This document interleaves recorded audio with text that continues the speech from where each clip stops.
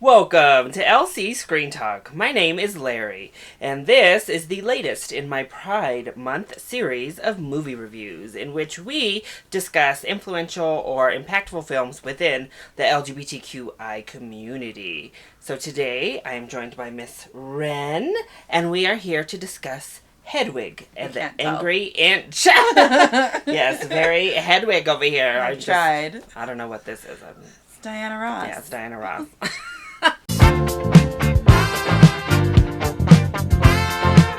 So, last year you joined me to discuss Birdcage. One of my all-time favorite movies. Yes, and a movie we both had seen several times. When obviously we grew up, we've seen it over and over. We could quote it. The birth of my love of drag. But this year, interesting enough, we are discussing a different kind of drag film that discusses gender identity quite a bit differently than The Birdcage does. But more surprising, a film neither one of us had ever seen before. And I run a straight-up theater company, so the fact I've never seen Hedwig and the Angry Inch is a little she's bit unforgivable. Not only in like a drag nerd, a movie nerd, but she's also a theater nerd. It would be like if I had never seen Rocky Horror, which I have, but thankfully. We have remedied it, and now I have seen Hedwig. Yeah, so that's quite the surprise, especially for Ren, that she has not seen Hedwig up until this point. But it's always fun to do these when it is a first-time watch, because so many of these influential films we've seen, we know, it's kind of a retro review. This one is a retro review still, but one in which it's brand new to both of us, which is always a good time. It's exciting. 20 years old, right? Almost 20? Yeah, it's old. Yeah, it was 2001 it came out, so 18, I guess, but yeah. And you've never seen the stage play? Never seen it done. Like, I literally had no concept of what it was. I just knew, like, the basic sort of plot line and the name of it, and, like, some of the people who have played Hedwig in the past. We knew, of course. And, like, that was it. So, I kind of went in pretty cold. Yeah. Which was nice. So let's go ahead and jump into the actual review of the film. Go ahead and kick us off with your positives. You liked it. Yeah, I liked it. There was a lot of things I really enjoyed about it. I am kind of a animation nerd, so I really enjoyed all those little sequences. I like that they were all done by a woman. That was really nice. I did like in general, I think I was watching the credits, it seemed like there was a really heavy feminine influence, which is great. I really liked the music. I thought that was really fun. I liked the sort of rock musical thing of it. I'm kind of a sound designer in my past life, current life of sorts. So I was really excited by all the references to all the musical artists and things like that. Like they talk about Nirvana, and they talk about the Eagles in Boston, and they talk about like everything. So I liked Bowie. Yes, and I liked it. I liked that there was a very clear like respect for that music, and it wasn't like in Juno they talked about the main character like loving punk rock, and then all the music in the show was like this folksy, like cute thing. No, in Hedwig, she loves rock and roll, and like that show is rock and roll. Like she doesn't mess around. Yeah. And it was cool. It was like she was just basically like a Joan Jett sort of character. I loved that she was this like super empowered sort of like, she's the one who writes all the songs and like creates this other person's persona. I liked the way that it dealt with gender. I liked that it was kind of ambiguous. Like you don't know necessarily if Hedwig is trans or if it was just a result of circumstances or what exactly that was, and it's almost kind of a little bit irrelevant, I guess. I liked that there was nothing that felt cringy from like 2001 when it came out to 2019. Like it's held up really, really well. There's no moments of like, it's not like a To Wong Fu or even like the Birdcage, which I love. There's still like those moments of like, but yeah, like this, I think this does a really good job of delving really deeply into it. I liked the moral of the story. I liked the whole like, you know, the songs that are all about, I need to find my other half. It's like inner monologues about needing to find the other half. And then it kind of culminating. Are we about to spoil it? It's a 20-year-old movie. So I wasn't really that spoiled. but you should maybe watch it. Yeah, but watch it. Yeah, but basically it culminates in sort of the song basically being like, you don't need another half. Yeah. Like, this is, you maybe if you stopped looking for another half, you wouldn't be such a miserable bitch all the time. Yeah. And that's another thing I liked, which I think we kind of talked about, is that she's a complicated character. She's not just super likable. She's also not terrible. Yeah. She's flawed, for sure. Yeah, you can understand, because we get to see so much of, obviously, where she came and the story that's being told. Mm-hmm. Why she is the way she is, but without excusing the behavior that she pulls, and the way she treats people is not excused just because of her past. Yes. Which I really liked, and I agree. I really love how this film deals with gender and just gender identity, all of that. As you said, it becomes irrelevant, especially by the end of the film. Because at first you're kind of wondering. It's definitely a situation of, are you a drag queen? Are you a trans woman? Are you a trans woman drag queen? Like, what's going on here? But as you move through the movie, that just is, you forget all about trying to label this person or understand how they identify. You just accept it. It's just Hedwig. And I really enjoy how they did that and how they were able to accomplish that, and just how they treated gender, period. Mm-hmm. Yeah, I liked the husband that's clearly played by a woman, but like this woman, I don't know, I kind of like that. I don't know if that's like a weird thing. I know there's some people that would like be really upset with me for saying that I like the fact that a woman got to play a man who wanted to become a drag queen. Yeah. But I thought that was a fun way to play with gender in one more aspect in the film, was to actually have like a woman portraying a man, essentially like a really good drag king, like looks great. Yeah, he looks great. Rocked that lower register, and did an awesome killed job. Those high notes. And I think based on like the videos or the stills of like productions that I've seen, that's the way that it's supposed to be cast. Okay. Is that it's supposed to be a woman dressed as a man, performing as a man, and then gets to become a drag queen in the end. All that she ever wanted. Yes. Which I can totally relate to. But yeah, that was another thing. I also liked the way that it kind of dealt with sexuality too. The sugar daddy. I loved the sugar daddy. I think in general I really liked, I was thinking about it, that it was like, I thought it would be campier. It's really campy, but it's like not in like a drag queen camp sort of way, where it's just like funny and just over the top. This was like campy in a like extreme and kind of dark way. Yeah. Much darker. Yeah, which I loved. I loved the dark camp of it. I loved. You still get those big moments where she's like jumping on diner tables because they can only get gigs in like these diners. Yes, she's like following around the guy. People. Yes, I loved that.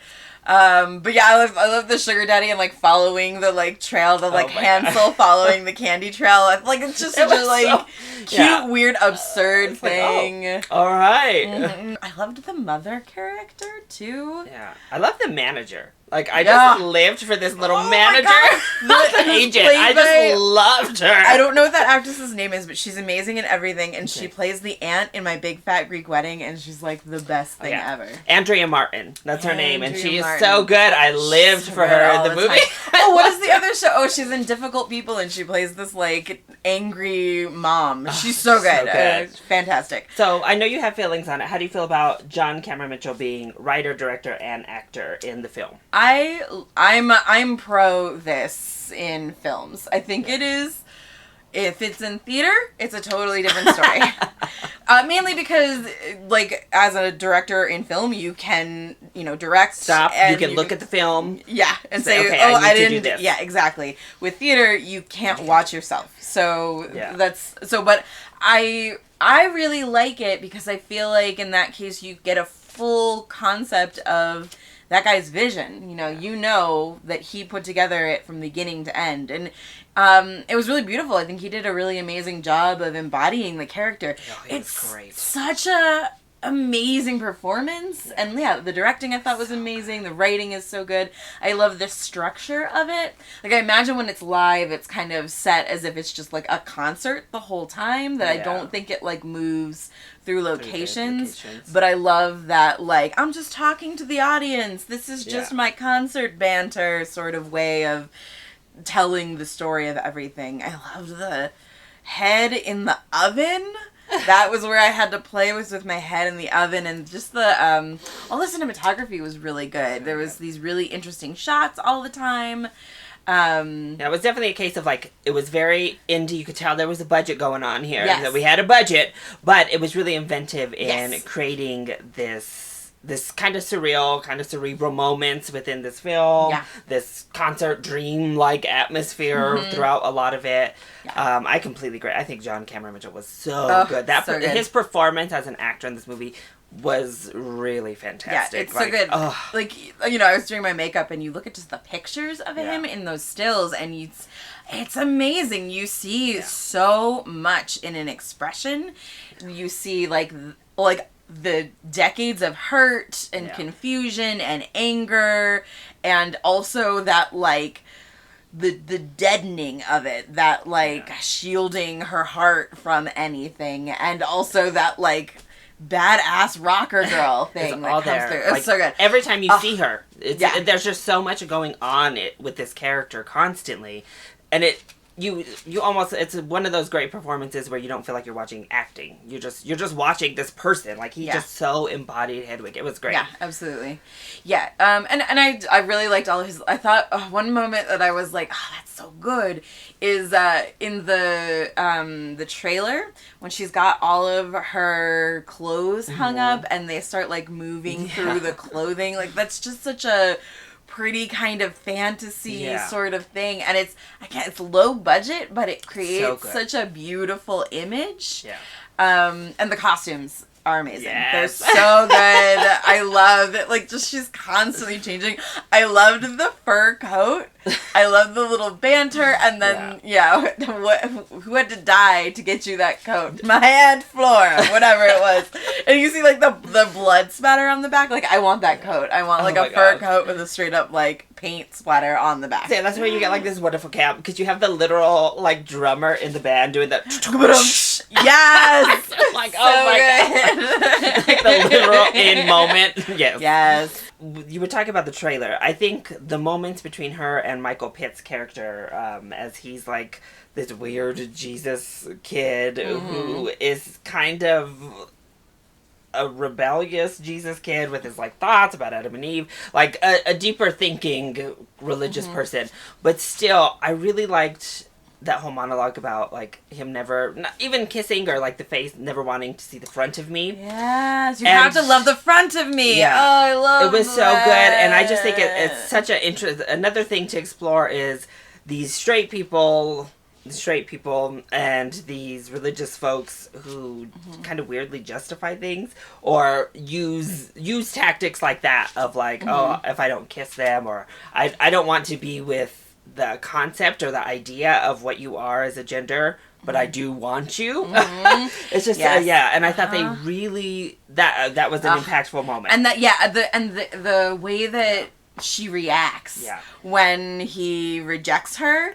And just, like, I love that she wasn't, like, sad. She's like, you have to love all of it. Like, she, like, I loved that it was, like, all that rage just, like, burst out of her, and she was not gonna take anybody telling her that it wasn't okay for her to be the way she was. Like, you know, I love that. Like, it's all that rage. I imagine that, you know, almost anybody can identify. I'm sure the trans community identifies with it a lot more, that, you know, you just become, like, an object. You get these people that don't love all of you. It's all, their love is conditional, and that can be so enraging sometimes. And it was a moment I could identify with, really, even if in my internal life and most of our internal lives, we would all be like, we just like bury it in and be like, oh, it sucks, it hurts. Like, it was so cathartic to see someone just, like, smack the crap out of him and be like, you can't do this. You can't be this person. Yes. I'm out. If this is, I can't do it. I can't do it. You can't do this. It's over. Yeah. So what are some negatives you might have with the film? Jeez. I don't know. There wasn't a lot. I mean, there's a lot of, like, eekiness with that Lou Reed song, the Color Girls go do. But Color Girls are supposed to be drag queens. They're not supposed to be, like, black women. Yeah. So it was... it was just kind of weird. Yeah, a little weird. Like, wait, what? It's weird. It's weird. Let's see, what else? I know I'm trying hard to think of things that I, like, didn't like about it. One moment I did love is the manager, just because I've made the mistake talking about the film myself, being like, inch, not itch! I was like, oh, that's great. I did love that. I think I would have liked to maybe see, like, in terms of the storyline, a little bit more with the husband character. Like, I just wanted to know a little bit more about... what was going on there. Yeah, and, like, what... Like, you know, because there's this, like, big ending, this big culmination where he is trying to leave Hedwig, and he gets this role as Angel in Rent, and he just wants to go, and he tries to steal his passport back, and she just rips it up, and... But then... we kind of just glaze over it. Yeah. Because then we just get to a point where he's backup singer again. Yeah. He's back on stage. He's the backup singer. Yeah. Partially because she kind of gets more famous or whatever. Yeah. But and he it is like... so much time with these, like, beautifully created, like, longing looks and sad looks. Like, the facial expressions are beautiful. But I really wish I would have known, like, more about... what was behind all of that. Like, it was so much. They conveyed so much with her facial expressions. I keep switching, like, pronouns. The actress identifies with she. Yes. So, let's do that, according to that. But yeah, it was all these facial expressions. So, yeah, I really think I would have liked a little bit more on that. I loved the mother. I wish I would have gotten a little bit more. I would have liked maybe a little bit more with the mother. And the first husband, too, because it was such a big, like, moment. And it's so, like, what is this guy? Like, calling her woman, like, going through, he's obviously, once you watch the film, the catalyst that causes her to get the surgery. I love that it was a man of color. Yes. Very... But then, again, we go through, like, a pretty quick... divorce. Like, we get to the United States, and then it kind of just, like, moves along, and it's like, oh, I'm by myself. Like, you know, and I'm like, I wish we would have gotten more of that, like, post-surgery life with him before we just kind of moved on to just... Right, you'd like to see how it, like, actually... I mean, it was very surreal. I mean, it was a choice to make it just, like... Which sometimes happens, right? Yes. Like, occasionally you break up because your significant other has just found someone else, and it's like, peace. Which is what it kind of seemed like. And I think, in a way, that it also, like, kind of conveyed that, the sort of confusion and, like, frustration, because he leaves her for a man after, like, insisting that she be a woman. Yeah, she, you know, be married, she get the surgery. Yeah. It was weird. Also, I think some of the fantastical elements regarding, like, the musical careers was a little bit odd to me. Just an interesting type of thing of, like, oh, now I'm like, the fallout at the end after the boy is exposed, and it, like, kind of all just comes crumbling down, and Hedwig kind of rises to become this star. At the same time, they make it clear in the film that they wrote those songs together. Now, it's clear that Hedwig was, like, the person that was kind of in charge of everything, but that also seems like a little bit weird and wonky. I mean, it was shitty of him in the first place to take the songs without asking, but... I think now I'm just getting into, like, copyright law. Was it strictly legal, any of it? It was a movie. And obviously it definitely was fueled by personal emotion as well, of this person who just kind of, like, wouldn't love her the way she wanted, as well as then used her to, like, help build up his persona and all this, and then just pretend to never know her. And you're like, oh, okay, this is definitely fueled. For sure. But then even at the end, when she's, like, this bigger person that people are now accepting, getting to perform in, like, bigger venues, you see the people still, which I think is obviously a commentary, but like the people still like, what the hell? What is the hell is happening? Like they're just like looking, and and in the end when you get like the drag queen getting to like go out, it's like, oh, although, okay. I do like the contrast between the performance where it's like her first like big time performance, and everybody's like, this is weird, and then like she only has a few fans before that, but they're like fucking diehard, and they're fans. still there. I'm so glad they're still there in the end. Like, and I think that's kind of an interesting aspect of the idea of these like fans that love her no matter what. These like they have their styrofoam like Hedwig deal. Yes, I love that. Yeah. I kept thinking about like how much I want to see it done live now. Like I really want to go see a live production and see how. And it was so well received, I think, across the board. So I feel, at the very least, obviously, it captured the main essence of the story. It captured what Hedwig really is about. Obviously, you have to change it from stage to film, but yeah, it's certainly interesting to think of like, okay, well, you know, what is different about the stage play. I'd love to see how it's done for the stage, especially considering, I think, you know, with my guess as to what it's like as a stage play, what I feel, I am always really excited when theater really takes advantage of the fact that it's live and that it's theater, and I really like that. I think that the movie clearly took advantage of the fact that it was a movie. Like it really moved into these kind of surreal sort of situations that you wouldn't be able to create on stage. So that also made me like really happy for John Cameron Mitchell that like he clearly got to like create this thing and then create it again, and he did such a good job. It was so loving. Like I think that's what comes through across. It was a passion project, and it wasn't one of those like masturbatory, like self-masturbatory mess. No. Where, you know, it was a passion. He loved this story. He loved this character, and it showed through the entire film. So, final thoughts on Hedwig. It's great. I think it's going to go into my lexicon of all-time favorite drag films.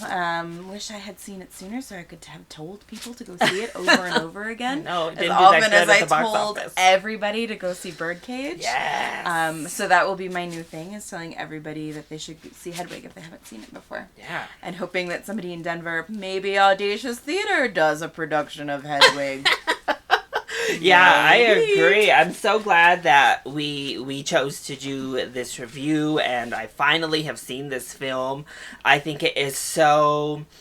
It fits within the overall feeling of LGBTQ plus cinema, especially the more indie, smaller films of past, but it's so distinct. It is so different, in whether it be from tone to how it handles that gender and how it handles sexuality. It really dealt on issues that I don't think we're even dealing on now. Like, we're not touching on them even in 2019 with the films we see, and it did it with such like deft touch that I thought it was great. It really is. I would agree. One of the better LGBTQI plus films that we've ever gotten, and it's really good. So if you haven't seen Hedwig, make sure to seek it out. It's actually getting a Criterion release this week. Actually, it got the Criterion release. So if you're into collecting media, Criterion, obviously they do amazing with all of their packaging and how they release all of their films. Seek it out. Check it out. It's definitely worth the buy. If you're into independent films, certainly I think you're going to love Hedwig. Yeah, I mean, absolutely. This is like the pinnacle. This is like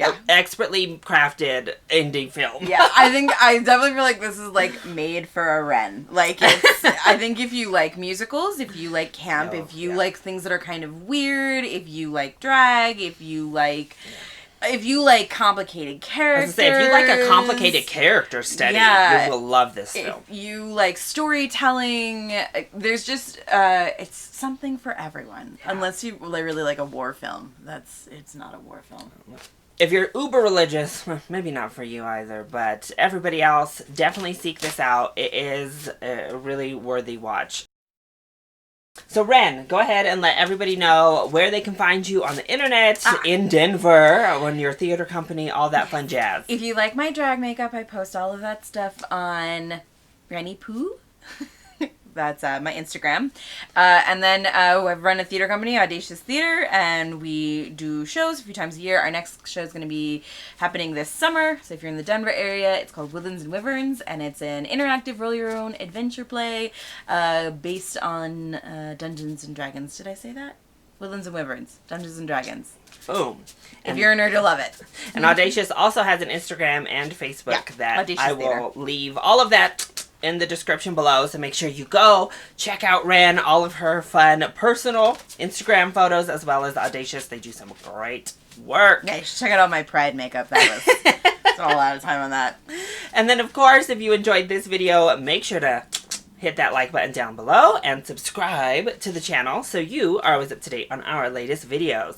And we want to keep the discussion going. Have you all seen Hedwig and the Angry Inch? If you have, let us know your thoughts on the film down below, or you can hit me up on Twitter or either of us up on Instagram. I have a Twitter. I just don't. She don't know how That cool. I'm not that cool. She don't know what to do there. Yeah. So I love you all so much for your continued support. Thank you all for watching, and I'll see you next time. Bye.